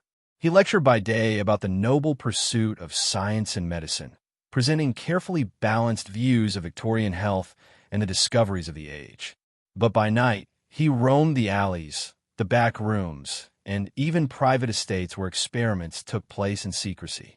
He watched men and women volunteer, or be convinced, to sample concoctions under the guise of progress. He told himself he was merely studying, that he was gathering knowledge. But the truth pressed on him. These substances, some derived from plants, some from strange imported resins, and others from chemical tinkering, were changing people, and not always for the better. The stories people whispered in the streets seemed exaggerated at first. Tales of individuals losing themselves, of one strong families undone by powders and tinctures that left them hollow-eyed and trembling. But Nathaniel had seen enough with his own eyes to know there was truth in the warnings. The Victorian world was not just experimenting with cures. It was gambling with the human mind and body in ways that no one fully understood. The deeper Charlotte listened, the more the threads connected. Gentlemen in the clubs spoke casually about elixirs that heightened alertness, about pills that gave bursts of energy during long nights of work. Women shared quieter stories about remedies that calmed nerves but left them detached, lost in waking dreams. Servants passed along gossip of masters whose tempers turned violent, their eyes wild, after indulging in something passed under the table. The polite society that prided itself on restraint and refinement was being pulled apart by substances that no one wished to name too loudly. And then there were the darker corners of London, where the poor had even less choice. Here, mixtures were sold cheaply, sometimes laced with unknown ingredients, sometimes pushed by men who cared nothing for the damage left behind. The desperation of poverty made people willing to take almost anything that promised relief. To walk those streets was to see another side of Victorian life, one where mothers clutched children too weak to stand, where men staggered out of alleys muttering words that made no sense, where the very line between medicine and poison blurred beyond recognition. George could not shake what he had seen at the docks. One evening, as he carried ledgers back to his small office, he overheard a hushed argument between two foremen. Their voices were low, urgent, but he caught enough to understand. Shipments were going out not only across the city, but overseas, tied into networks of trade that looked legitimate on the surface. He realized then that this was larger than a few backroom apothecaries. This was organized, carefully, deliberately organized. Charlotte, though cautious, felt a strange compulsion to know more. She had begun writing down what she heard, a quiet record of the stories and patterns that others dismissed. Perhaps it was reckless, but she believed that history would not forgive silence. And as she pieced together the fragments, she realized there was a growing tension between two groups: those who saw these substances as the dawn of modern science, and those who saw them as a threat to society itself. Neither side would admit how dangerous things had already become. Nathaniel stood between these worlds. He longed to believe in progress, to imagine that careful study could tame the chaos. Yet each time he saw another patient slip away into confusion, or another test subject emerge broken, he felt the weight of guilt. He had knowledge, but knowledge without action was nothing more than complicity. Still, he hesitated. To speak openly would ruin his career, perhaps even place him in danger. To remain silent, however, meant watching as society teetered closer to a precipice no one could see clearly, but everyone could sense was there. The city itself seemed to hum with nervous energy, as if London knew something was building beneath its fog and gas lamps. The tension reached into the theaters, where plays mocked the excesses of fashionable society, hinting at the substances fueling long nights of revelry.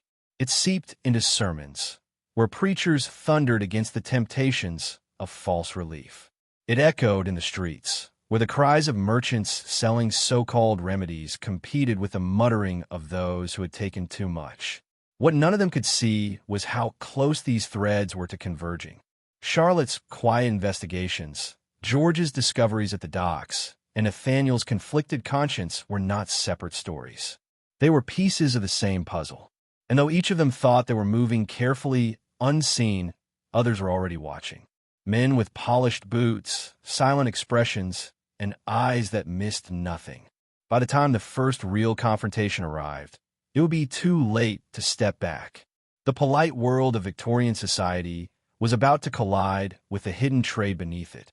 And when it did, the consequences would touch not only the wealthy and the poor, but everyone who believed they could stand at a distance. The night was coming when secrets would be forced into the light.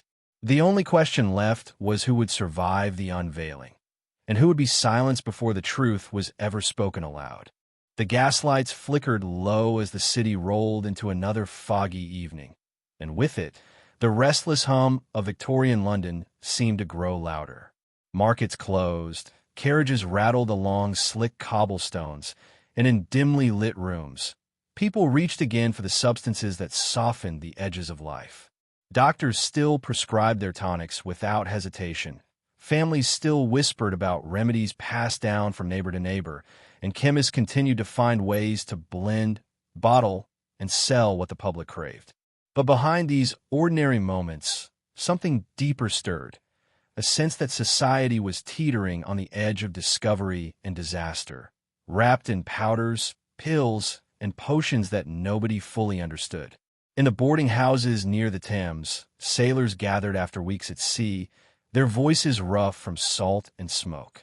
They shared stories of ports where substances flowed freely, where exotic powders were sold in tiny parcels and traded like spices. These men carried both temptation and danger back with them, their pockets full of small, mysterious items wrapped in paper. To some, it was a symbol of adventure, the thrill of bringing the outside world into England. But to others, it carried an unease, for no one quite knew the long-term effects of what was being carried from ship to shop. People were curious, yes, but beneath the curiosity lived a quiet fear, unspoken but heavy. In drawing rooms, the wealthy continued to treat indulgence as entertainment. Guests poured into townhouses for evenings of laughter and song, their hosts eager to provide not only wine and food, but also concoctions that promised to heighten the experience. One hostess might proudly display a new imported tea laced with herbs meant to relax the nerves, while another might offer a delicate vial of syrup whispered to calm melancholy. The more refined the company, the more acceptable these things became. And yet, even among the polite society of London, rumors began to grow. Some claimed that certain families, once known for brilliance and charm, were slipping into ruin because of their reliance on such tonics. It was easy to look the other way at first, but whispers became harder to ignore when people noticed how pale the once lively seemed, how distracted the witty became. Meanwhile, in the narrow alleys where the working poor lived, the story was different, but no less intense. Parents with sick children would do anything to quiet the cries of fever or pain. They bought bottles filled with liquids that promised rest, even if the words on the labels were vague or unfamiliar. Few could read all the ingredients. Fewer still cared, so long as it worked. For some, it did, at least for a while. But as the weeks passed, they noticed the body's demands grew stronger, the bottles emptied faster, and their coins ran out sooner. It was here, among the struggling families, that the darker side of Victorian remedies was most stark. Behind each closed door, a silent bargain was struck. Relief in exchange for dependency, common exchange for control lost. And yet, beyond the homes and hospitals, a larger conversation was brewing. Writers began to publish articles about what was happening, some scandalized, others curious. They spoke of the popularity of opium in parlors, of laudanum being poured into cups beside tea, of mothers who dosed their babies to keep them sleeping. They questioned why society had grown so dependent on substances, and whether this was a sign of progress or decline. At first, such voices were dismissed as exaggeration, the concerns of a few who saw danger where none existed. But slowly, their words began to echo louder, stirring debates in coffee houses and lecture halls. The most unsettling part of it all was how ordinary it had become. Substances were not the domain of criminals or outsiders. They were present in the daily rhythm of nearly everyone. Clerks, servants, shopkeepers, teachers, even preachers, each had their quiet relationship with remedies and tonics. Some used them sparingly, others leaned on them heavily, and still others denied using them at all, even as small bottles clinked in their coat pockets. The lines between medicine, indulgence, and habit blurred until no one could quite say where one ended and the other began. Yet behind the routine and repetition, there were those who began to notice patterns. Families unraveling, friendships strained, talents wasted. Some doctors started to write cautiously about the risks, though their words often went unheard. They described patients who could not function without their drafts, who shook when deprived, who begged for stronger doses each time they returned. These accounts, though still rare, planted seeds of suspicion in the public mind. Could the very cures people trusted also be their undoing? The question lingered, unanswered, but impossible to ignore. The deeper one looked into Victorian London, the more the contradictions grew. This was an era of great innovation. Railways expanded, factories grew, and medicine advanced.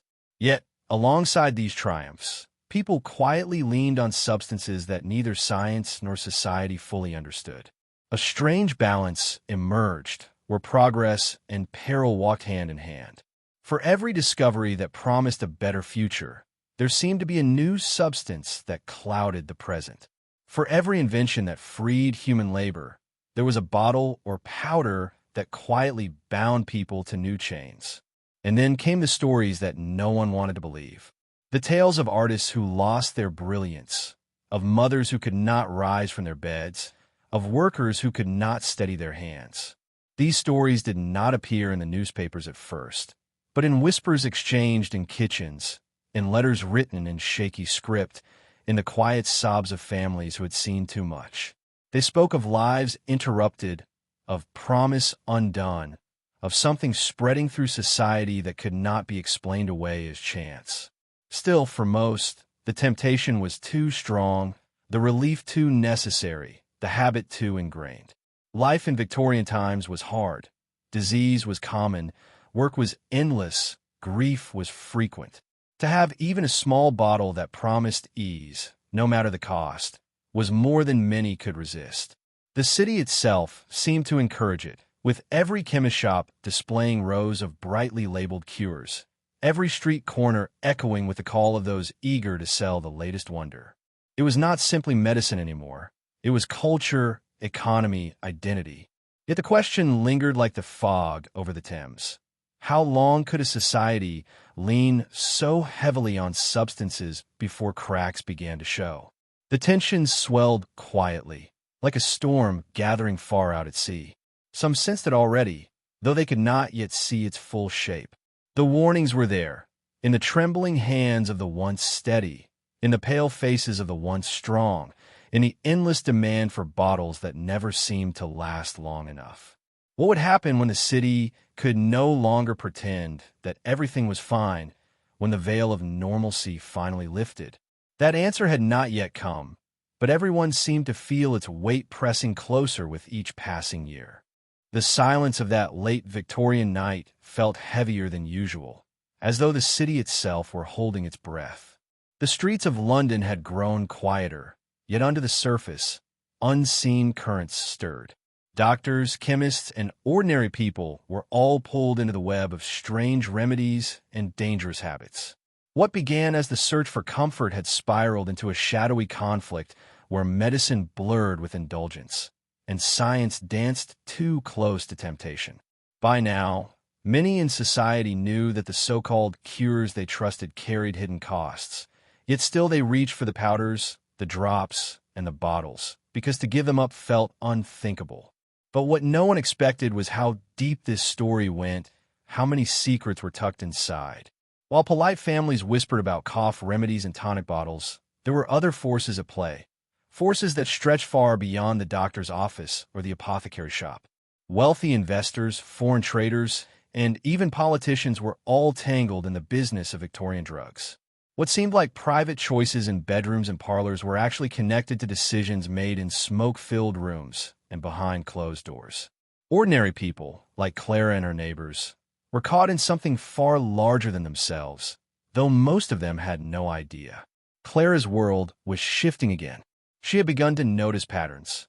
People in her boarding house who leaned too heavily on their nightly drafts, shopkeepers who grew pale and thin as the months wore on, and families who kept bottles tucked away as though they were more precious than food. The question that haunted her wasn't simply what drugs people were taking in Victorian times. It was why so many lives seemed bound together by them. And more troubling still, what would happen if those drugs suddenly vanished? At the same time, whispers in the city told of a growing unease.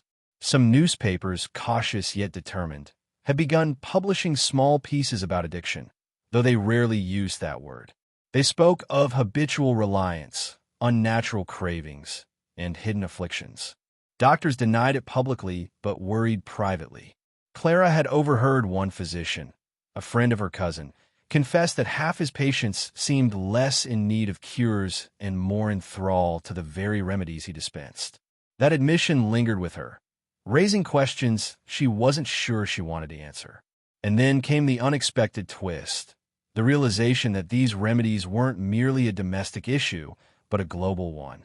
Ships arrived in London carrying goods that seemed harmless on the surface, yet hidden among the teas, silks, and spices were substances destined for apothecaries and private cabinets. The empire stretched far, and so did the trade in these strange drugs. What began in a field in India or a port in China ended up in a small bottle on a mantelpiece in London. This wasn't simply about what people consumed. It was about how entire systems thrived on that consumption. Clara, curious as ever, tried to piece together the puzzle. She thought of her brother's friends, young men returning from colonies abroad with strange tales of plants and powders they had seen. Some spoke with awe about remedies that seemed to dull pain instantly. Others warned of dangerous cravings they had witnessed among locals and soldiers alike. One friend had even said, "It isn't just what's in the bottle, Clara. It's what the bottle represents: control, money, even power." She remembered those words vividly because they unsettled her in ways she couldn't quite explain. Meanwhile, in drawing rooms across the city, another subplot was unfolding. The wealthiest families, who prided themselves on refinement, were as drawn to these potions as the working poor. Yet they hid it more carefully, disguising the habit with delicate crystal glasses or ornate cabinets. In those grand houses, the same bottles sat, though wrapped in elegance. This contradiction fascinated Clara, the way society judged harshly those who overindulged publicly while turning a blind eye to the discreet habits of the privileged. The conflict wasn't simply between people and their chosen drugs. It was between truth and silence, exposure and secrecy. On one side were those who believed it was better not to ask questions. On the other were a few brave voices beginning to demand answers. And in between stood countless people like Clara, unsure whether to look away or dig deeper. The suspense of it all grew heavier each day, because every clue pointed to something larger and more dangerous. By now, Clara felt a quiet fear that she hadn't dared name. She began to wonder whether the very fabric of Victorian life was stitched together by these bottles, powders, and potions. If the apothecaries stopped, if the supplies vanished, what would society look like? Would people cope without them?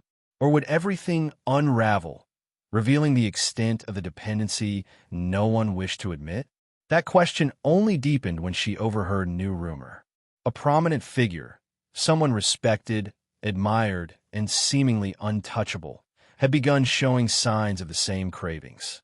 If true, it would mean that no class, no status, no level of education could protect someone from this quiet pull. It was a chilling revelation, because it suggested the conflict wasn't confined to back alleys and cramped boarding houses.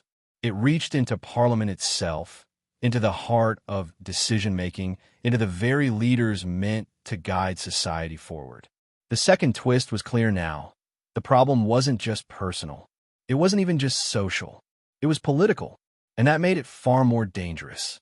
Clara, torn between fear and determination, sensed that she was on the edge of something bigger than she had imagined. She began writing down what she saw: patterns, overheard conversations, stories told by travelers and doctors alike. Her notes became a secret record of Victorian life, one filled with details others ignored. But the more she wrote, the more the conflict seemed to grow around her.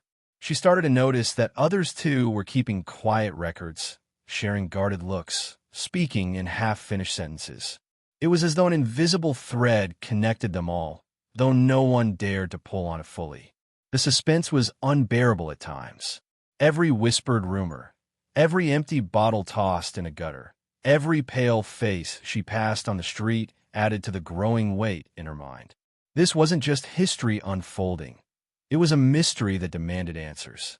Yet the answers remained just out of reach, as though someone, somewhere, wanted them to stay hidden. And so the story pressed forward, the tension rising, the stakes growing higher. Clara stood at the center, drawn into conflicts she never expected, aware now that the question wasn't simply what drugs people took in Victorian times. It was what those drugs revealed about the world they lived in. And the deeper she looked, the more she realized the truth was still waiting, just beyond her grasp, concealed in shadows that had not yet been fully uncovered. Would she find the courage to keep searching? Would society face the truth, or keep pretending it was all just harmless medicine? The city itself seemed to shiver under those questions, waiting for the moment when the conflict would finally burst into the open. The city at night seemed different now, colder and more uncertain, as if the streets themselves were holding their breath for what was about to unfold. The agents had pieced together fragments of a truth that only raised more questions than answers, and yet every detail pointed to a design far larger than anyone had imagined. Rebecca couldn't shake the image of the boy, Subject 12, standing in the shadows of her mind, his stare fixed, his silence unnerving. Navarro had grown restless too, pacing often, muttering under his breath that nothing about this case lined up with the usual rules of investigation. It wasn't just about one missing killer or one mysterious child. It was about an entire hidden network stretching back decades, woven into the very fabric of places most people never knew existed. As they dug deeper, a second wave of files emerged from an old intelligence archive, uncovered by chance through a retired operative who had reluctantly agreed to meet them in a quiet diner far outside the city. His hands trembled as he pushed the faded folder across the table, refusing to even look Rebecca in the eyes. Inside, the papers told of secret transfers, coded communications, and most disturbingly, a pattern of disappearances. Names, ages, and locations lined up almost perfectly with the marks Rebecca had once seen carved faintly into the arm of Subject 12. It was no coincidence. Every child taken had been marked, cataloged, and tracked for reasons the documents never clearly explained. Navarro leaned back in his chair, the color draining from his face as he read. "This isn't just about experiments," he whispered. "This looks like recruitment." The word hung in the air like smoke, heavy and poisonous. Recruitment for what, however, was the question neither could answer. The reports hinted at something about survival, about preparing for a future crisis that never came, or perhaps one that was still on the horizon. That thought alone was enough to chill them both. While Navarro tried to connect the threads, Rebecca focused on one anomaly in the files, a name that shouldn't have been there. It was the same man they had encountered at the abandoned government site, the shadowy figure who had slipped away before they could question him.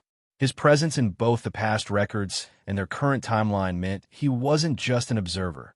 He was a central piece of the puzzle. But how could one man remain unchanged across so many decades? The files suggested involvement stretching back nearly half a century, yet there had been no mention of aging, no sign of him disappearing from the network. Either he had been replaced by someone carrying the same name, or something more disturbing was at play. The deeper they went, the more dangerous it became. Phone calls were cut short by sudden static. Car alarms went off outside their safe house without reason. And once, Navarro was certain he saw the same black sedan parked outside 3 different locations they visited in one day. Someone was watching them, waiting for a mistake. Still, they pressed forward, following the trail to an underground facility buried beneath a city block that had long since been condemned. Entry wasn't easy. Rusted gates, collapsed stairways, and concrete walls reinforced with steel barred their way. But once inside, they felt the weight of history pressing down on them. The air was stale, carrying the faint metallic scent of machines that hadn't run in years.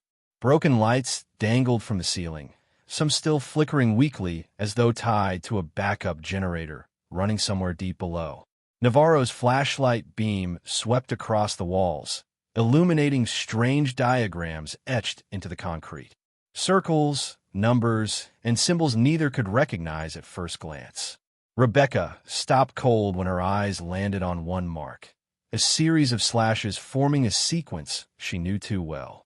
It was the same pattern she had seen on Subject 12's arm, repeated here on the wall like a warning or a claim of ownership.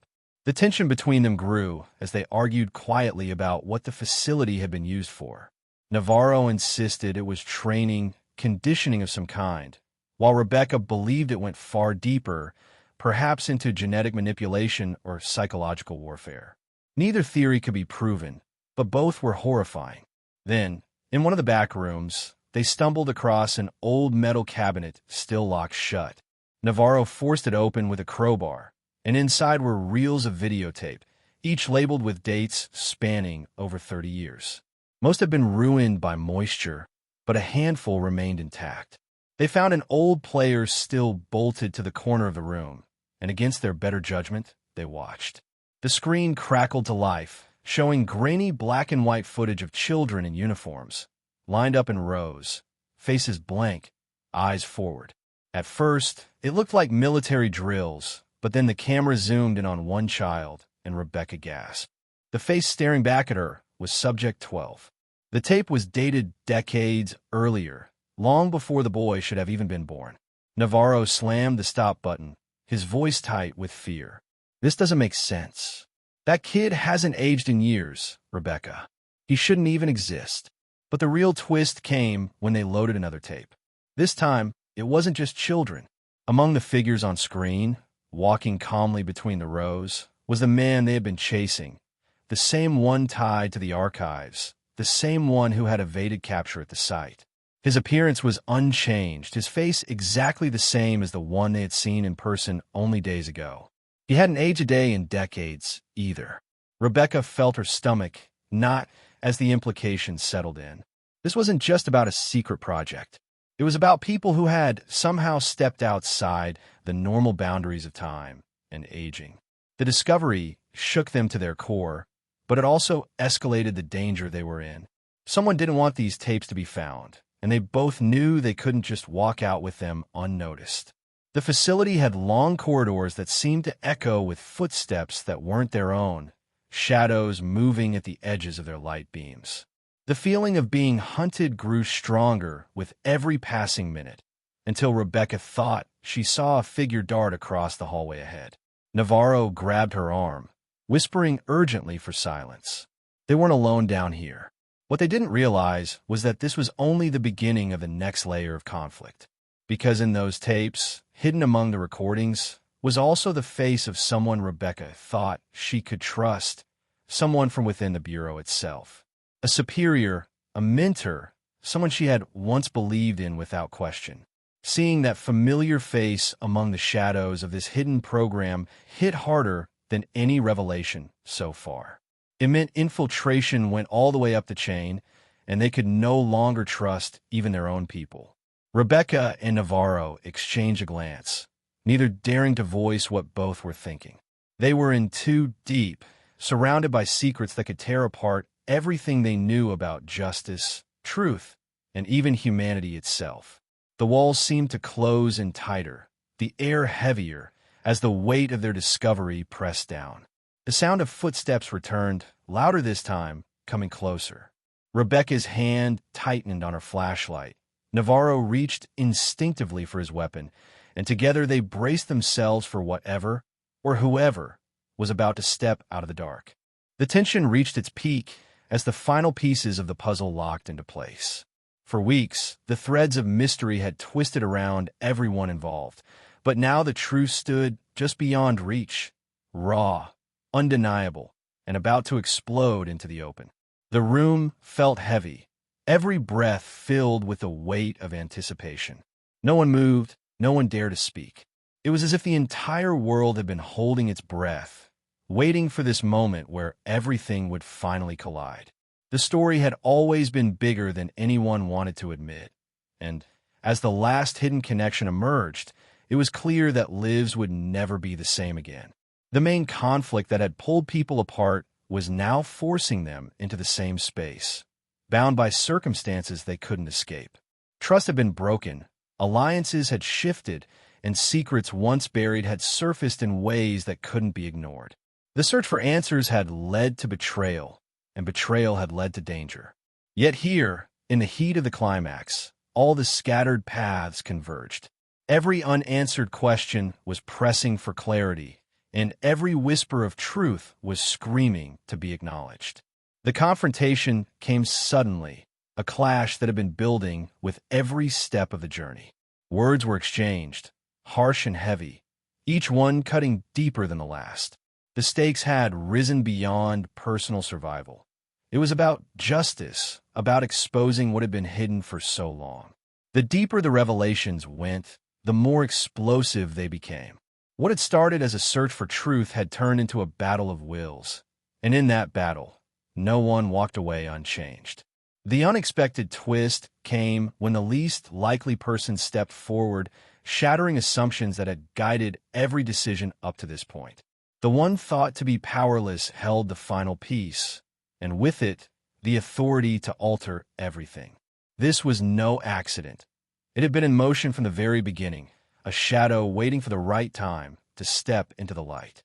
The revelation turned the climax into something more than just a resolution. It was a redefinition of the entire struggle. As the truth spilled out, it was more shocking than anyone could have predicted.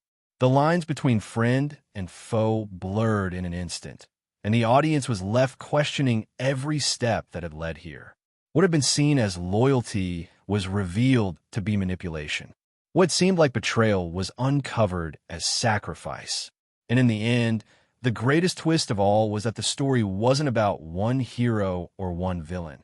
It had always been about choices, about the weight people carry when faced with impossible decisions. The room erupted with emotion. Anger, relief, disbelief, and sorrow all tangled together. The climax was raw and human, leaving no one untouched. The conflict had been resolved, but not cleanly. There were scars left behind, reminders of the cost of truth and the price of standing against forces larger than oneself. Yet even in the chaos, there was clarity. The journey had not been in vain. The lies had been exposed, the chains of silence broken, and the truth, however painful, had been set free. But just when the air seemed to settle, the final unexpected twist landed like a thunderclap. Buried within the resolution was a revelation no one had anticipated, a detail overlooked that shifted the meaning of everything. What was thought to be the end was actually another beginning. The audience, left stunned, realized that while the climax brought answers, it also opened a door to even greater mysteries. The relief of resolution collided with the chill of uncertainty, ensuring that the story, even at its peak, still had echoes that would not fade. The dust had finally begun to settle, though the echoes of what had happened would linger for years to come. For those who had been caught in the center of the storm, life could never return to what it was before. The truth had been dragged into the open, and with it came both relief and an uneasy sense of what still lay beneath the surface. People who once whispered in dark corners now spoke openly, and the shadowy web that had controlled so much from behind the scenes found itself fractured, exposed, and weakened. But exposure didn't erase the scars left behind. In the aftermath, the faces of those who had risked everything were worn with exhaustion, but alive with a strange kind of hope. Some of them had stood against impossible odds, and even when their voices trembled, they spoke out because silence was no longer an option. The dangerous alliance that had tried to pull strings in secrecy had lost its grip, and for the first time in a long time, people felt like the truth mattered more than power. The streets no longer hummed with the same quiet fear, but with conversations, arguments, and a sense of cautious optimism that change was possible. Still, not everything had a neat ending. Many questions remained unanswered, and many players had vanished before they could be held accountable. The conflict had shown the world just how deep corruption could run, and though major figures had fallen, others slipped quietly into the shadows, waiting for the right moment to rise again. The system itself was left shaken, its flaws undeniable, and now it rested in the hands of people to decide whether those cracks would be repaired or ignored once more. For those who survived, healing was uneven. Families reunited after long separations found comfort, but also struggled with the weight of everything they had endured. Trust, once broken, wasn't easy to rebuild. Neighbors who had turned on one another under pressure carried guilt. Some people chose forgiveness, while others quietly carried bitterness. That was the reality of conflict. It left no one untouched. Every victory came at a cost, and every truth carried its own pain. But there was also resilience. Out of fear grew determination. People who once kept their heads down discovered a kind of strength they didn't know they had. New voices began to rise, calling for accountability, demanding fairness, and refusing to be silenced. Even the smallest acts of resistance now felt like victories, and those victories, though fragile, were the foundation for something greater. The struggle had revealed not only the darkness of greed and corruption, but also the light of those who chose courage over silence.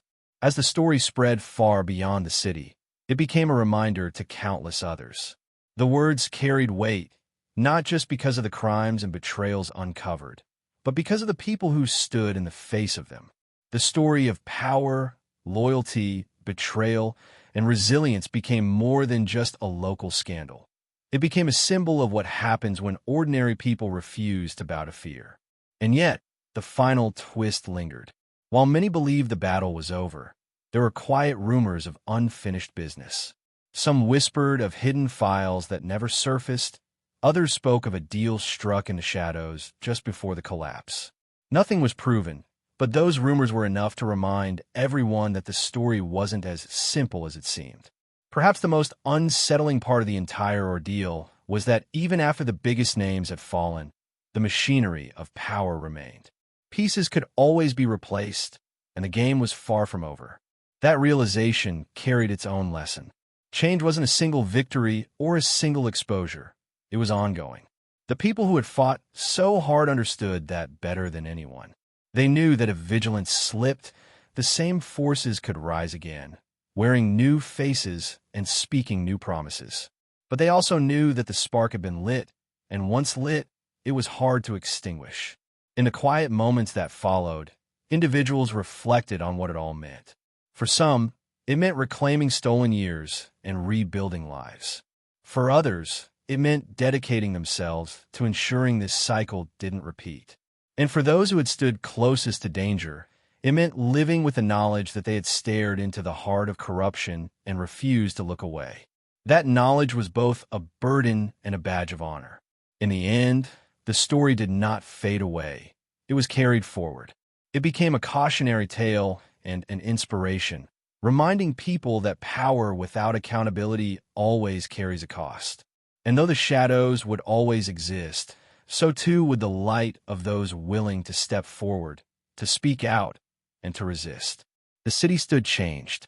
Not perfect, not healed, but aware. And awareness was the first step to real transformation.